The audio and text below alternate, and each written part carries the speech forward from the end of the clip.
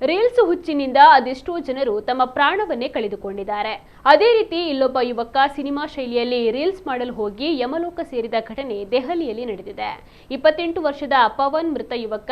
ಈತ ಗೆಳೆಯನ ಜೊತೆ ಸೇರಿ ರೀಲ್ಸ್ ಮಾಡಲು ಮುಂದಾಗಿದ್ದು, ರಿವಾಲ್ವರ್ಗೆ ಬುಲೆಟ್ ಲೋಡ್ ಮಾಡಿ ಅದನ್ನ ಭಯವಿಲ್ಲದೆ ನಿಭಾಯಿಸುವುದು ಹೇಗೆ ಎಂದು ವಿಡಿಯೋ ಮೂಲಕ ತೋರಿಸುತ್ತಿದ್ದ ವೇಳೆ ನಗುಮುಖದಿಂದ ಲೋಡೆಡ್ ರಿವಾಲ್ವರ್ ಅನ್ನ ತನ್ನ ಎದೆಗೆ ಇಟ್ಟುಕೊಂಡಿದ್ದಾನೆ. ಈ ವೇಳೆ ಅಚಾನಕ್ ಆಗಿ ಗುಂಡು ಹಾರಿದೆ.